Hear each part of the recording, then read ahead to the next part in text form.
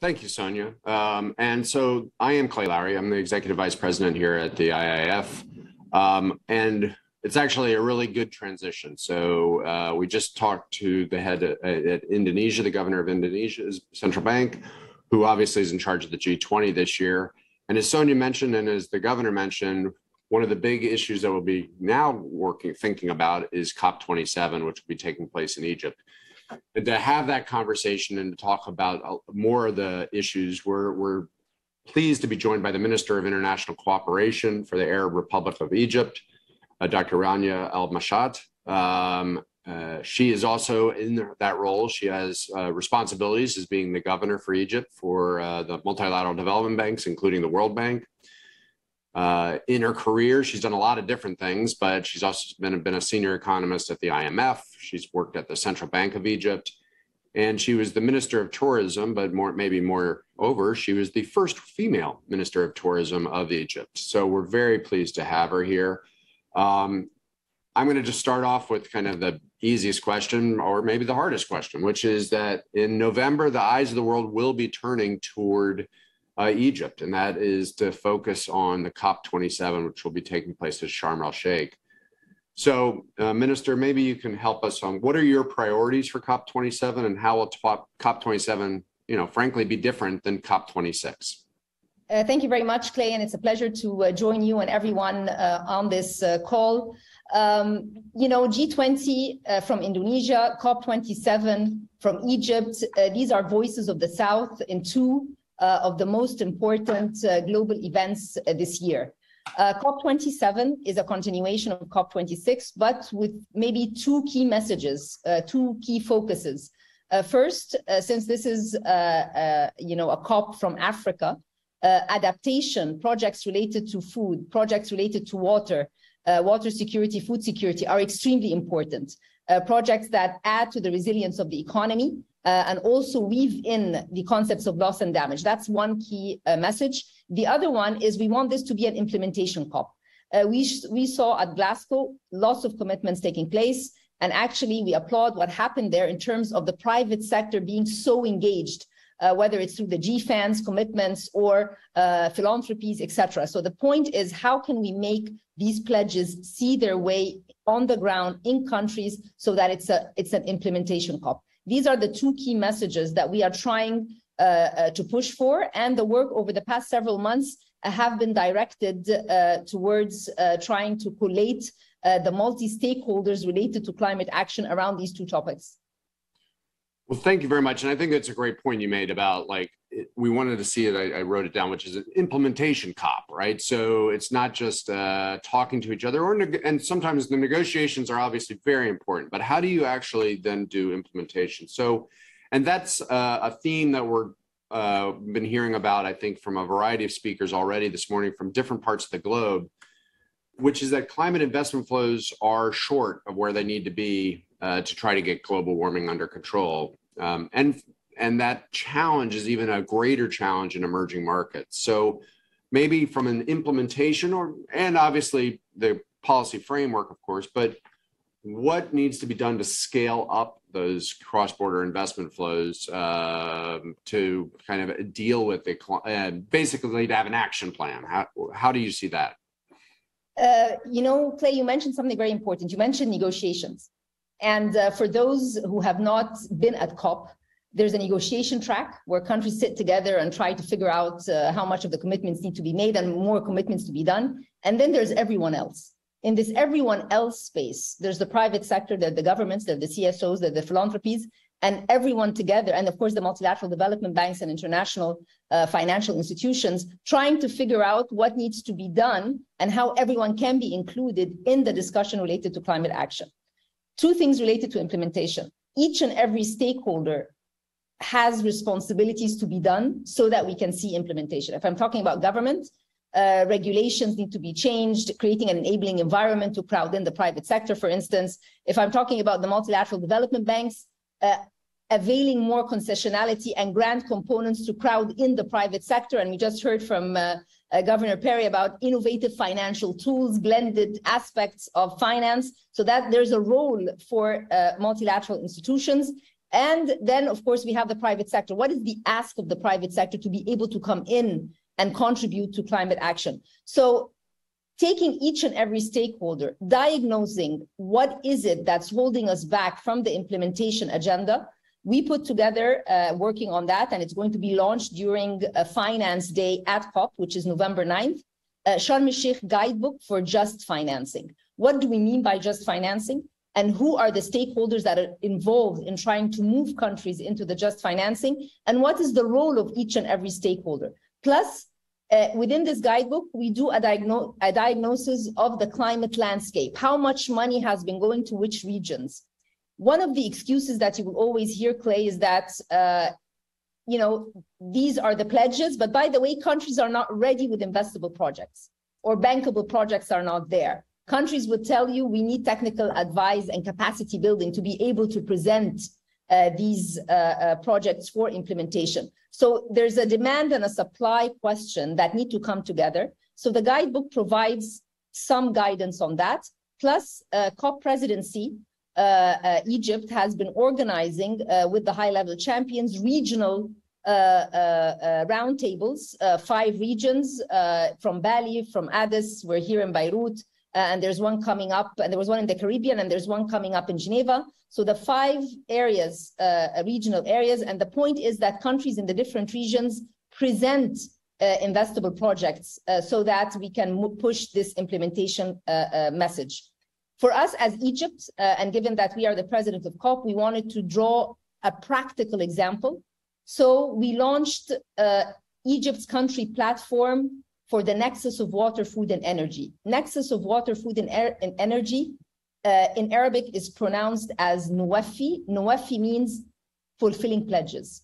This country platform includes projects related to adaptation and mitigation, projects which are investable, projects that include the support of the international community. There was a very important meeting in Cairo last week, the Egypt International Cooperation Forum. We had Secretary Kerry, we had Mark Carney, we had Amina Mohammed, we had the head of EBRD and other multilateral institutions. The point is, how do we bring everyone together? As I mentioned, there are many stakeholders in the climate action, and each one of them working with the Egyptian government to make sure that we move from pledges to implementation on a country-led platform that is drawn from a 2050 climate agenda. So we're trying to showcase an example, a replicable country platform. All of us know from the South African experience last COP that there is the JETP model, which is the Just Energy Transition Platforms, which is a G7 initiative for the carbon users in the world. In our case, we wanted to show that a country-led platform can mobilize as well finances, and that we can showcase adaptation, which is extremely important, and private sector engagement in food security and water security projects, as well as energy and mitigation projects. So this is how we're trying to showcase through the guidebook and also through Egypt's country platform for the Nuwafi program. So, well, first of all, that sounds really exciting. And also, let me just say, I'm looking forward to hearing more about WNEFI and also having help making sure I know how to spell it correctly. But but I think it sounds like an excellent word that brings together what is very helpful for this for the COP27 program. So let me talk about a couple of the trickier issues that we're facing, and that maybe you have some thoughts on them. One is basically kind of the overall environment or the overall world economic situation. So there's a number of countries, particularly in emerging market countries, and particularly even more vulnerable countries, frontier markets, some people would call them, where food insecurity, energy insecurity has risen. A lot of it driven by what's happened because of Russia's invasion of Ukraine. And then some of these countries have pretty large debt distress. Just this week, in fact, actually yesterday, we came out with our global debt monitor, and it talks about kind of some of these countries and how they're getting into trouble. Obviously, you're trying to address sustainable finance, climate change, et cetera. That takes fiscal space. But at the same time, your fiscal space is also being eaten up by some of these other demands. are there implications for the emerging markets' ability to focus on these issues? You're a former IMF person, you know these issues well. How do they kind of deal with, you got debt distress, you got food insecurity, but at the same time, you need to figure out climate finance and sustainability overall? Thank you, Clay. A few thoughts, and I'll put it in a framework. It's very important when we're talking about climate that we don't divorce it from development. So if we take that climate action is part of emerging markets development process, then we will see that climate finance is going to be helping push the frontier of the economy and so forth. So we should not see a track for climate finance and a track for development. They're actually come hand in hand. Why is this important? It's important because we see that financial institutions today are taking on board concepts which may not have been very typical 2 years ago. If we're thinking about the IMF and the Resilience and Sustainability Trust, right? This is going to be announced probably during the annual meetings in October. Again, availing space for climate-related development projects in countries that have programs with the IMF. If we're looking at other institutions trying to provide financing when it comes to food security, again, making sure that that is intertwined with both the climate angle and the development angle. So I think that from a country perspective, staying on message that climate and development are important together is going to be extremely useful because that's how you're going to draw in a private sector that's looking for ESG, private sector that's looking for new types of investments to do. The other point, which is also quite important in this context, today you're also hearing of debt swaps that are related to projects involved in climate action or projects that actually create more energy efficiency or water efficiency. So we need to take a look at these modalities because that is also going to free fiscal space and help address the distress, but at the same time, not put a blind eye to the climate agenda, which everybody wants to push. So I think, what is very useful from Glasgow till today is the narrative on climate action has been upped a little bit more. When I look at the different parties and the different stakeholders, there's more convergence on some of the messages that are out there.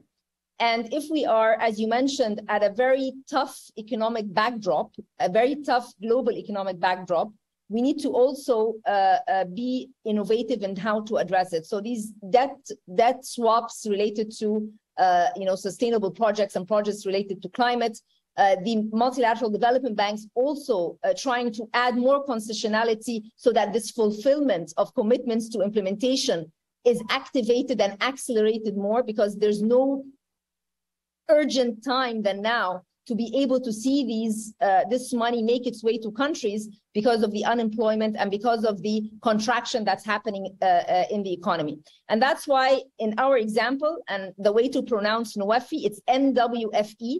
So the NWFI program is providing that example. It's saying that even though we have short-term issues, which eventually will subside, we're not forgetting the longer-term objective. And that longer-term objective has climate and development intertwined. And that's why when we are presenting this to the international community and to the private sector, we're bringing the stakeholders together and trying to create that financing which has different, different tools. And that's, again, an example of how to address the very tough global economic context. But anyways, there will be a COP, and there will be another COP, and there will be other issues that come up, and we need to adapt and adjust, but stay on message and try and be as innovative as possible. Okay, that's a terrific. And so let's, again, I'm going to keep going at some of the vulnerabilities, right? And so I'm going to hit on maybe the different actors. All right, so one actor is obviously the countries themselves. And so, and you've seen this, I'm sure, is a critique or a criticism that is out there is how do these countries improve their investment climate or their investment environment so they can mobilize private capital, so more people, more investors will want to put money in? And that's been a problem, for a while in a number of countries. And now we're trying to do this in terms of emerging market climate finance. So is there a way for either COP27 or the institutions to help countries improve their investment climate, or do the countries just kind of need to do that themselves? In this space, experience sharing is very important, because there are success stories out there, and we don't need to always reinvent the wheel. We can take, a programmatic approach, make sure that a successful example in one country can be replicated, because most of the examples that work are done with the international community, projects with the African Development Bank, projects with the European Investment Bank, or the European Bank for Reconstruction and Development. So always development partners, be it bilateral or multilateral, are engaged in countries, whether they are in agricultural projects or water projects or energy projects. So how did a country be successful in identifying what needs to happen on a structural front to be able to open up the space for private sector engagement and for climate finance to make its way? These are all very important to be told, to be showcased, and that's what we try to do in the Sharm el-Sheikh Guidebook. Egypt was also the only country in the Middle East and Africa to issue a green bond, and the green bond was earmarked against green projects, which included energy, sustainable transport, water desalination. So there are important examples to be shared.